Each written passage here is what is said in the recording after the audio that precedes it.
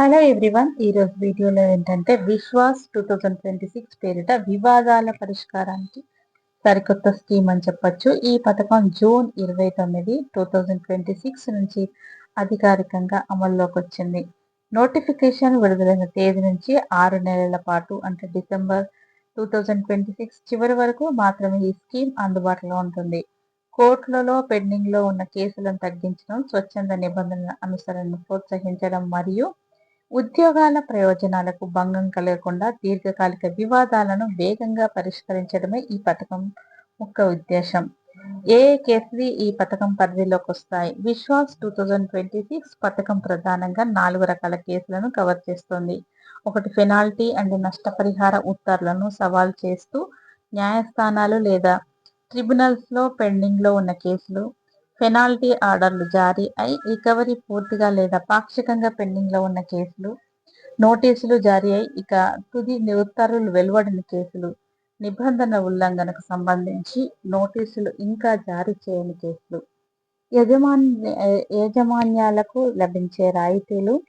ఈ పథకం కింద జూన్ 14, 2024 కంటే ముందు కాలానికి సంబంధించిన పిఎఫ్ చెల్లింపుల డిఫాల్ట్పై విధించే పెనాల్టీ. నష్టపరిహార బకాయిలను గణనీయంగా తగ్గించిన రేటుతో తిరిగి చెల్లిస్తారు. 2 నెలలలోపు డిఫాల్ట్లకు నెలకు 0.25 చొప్పున మాత్రమే. 2 నుంచి 4 నెలలలోపు డిఫాల్ట్లకు నెలకు 0.50 చొప్పున. 4 నెలలు దాటి డిఫాల్ట్లకు నెలకు 1 చొప్పున మాత్రమే పెనాల్టీ విధిస్తారన్నమాట. ఈ భారీ రాయితీల వల్ల కంపెనీలు తమ పాత వివాదాలను చాలా తక్కువ ఖర్చుతో వేగంగా ముగించుకునే అవకాశం లభిస్తుంది. అర్హత నిబంధనలు. ఈ స్కీమ్ ప్రయోజనాలను పొందాలనుకుంటే యాజమాన్యాలు చట్టం ప్రకారం చెల్లించాల్సిన మొత్తం వడ్డీని దరఖాస్తు సమర్పించడానికి ముందే పూర్తిగా జమ చేయాల్సి ఉంటుంది. ఈ పథకం కింద సెటిల్ చేసుకున్న వివాదానికి సంబంధించి భవిష్యత్తులో ఎలాంటి అప్పీలు లేదా కోర్టు కేసులకు వెళ్ళబోమని దరఖాస్తులతో హామీ ఇవ్వాలి. ఇక మినహాయింపులు. పెనాల్టీ మొత్తాన్ని ఇప్పటికే పూర్తిగా వసూలు చేసిన కేసులు, మోసాలు, నిధుల దుర్వినియోగం లేదా ఉద్దేశపూర్వకంగా రికార్డులను తారుమారు చేసిన కేసులను ఈ పథకం వర్తించదు. పూర్తి డిజిటల్ దరఖాస్తు విధానం. అర్హులైన యజమానులు ఈపీఎఫ్ఓ ఎంప్లాయీస్ పోర్టల్లో ద్వారా డిజిటల్ సిగ్నేచర్ సర్టిఫికేట్ లేదా ఈ సైన్స్ ఉపయోగించి కేవలం ఆన్లైన్ విధానంలోనే దరఖాస్తు చేసుకోవాలి.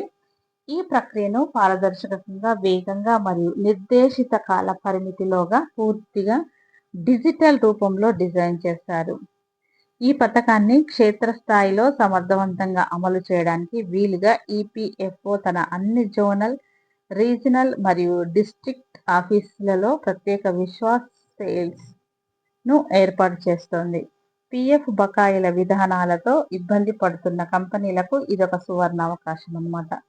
మీకు ఛానల్స్ కావాలంటే ఇందులో క్లిక్ చేయండి. ఫేస్బుక్ పేజీ ఓపెన్ కావాలంటే ఇందులో, ఇన్స్టాగ్రామ్లో దీనికి చేయండి, వాట్సాప్, టెలిగ్రామ్ దాంట్లో చేస్తే కనుక మీకు అన్ని డీటెయిల్గా తెలిసిపోతుంది. ఇది అన్నమాట ఈపీఎఫ్ సంబంధించిన అప్డేట్. అంటే ఎలాంటి వివాదాలకు పరిష్కారానికి ఇది ఒక కొత్త స్కీమ్ అని చెప్పొచ్చు. ఇలాంటి ఇన్ఫర్మేటివ్ వీడియోస్ కోసం మన ఛానల్ని కొత్తగా చూసే వాళ్ళు ఒక లైక్ ఇచ్చి షేర్ చేయండి.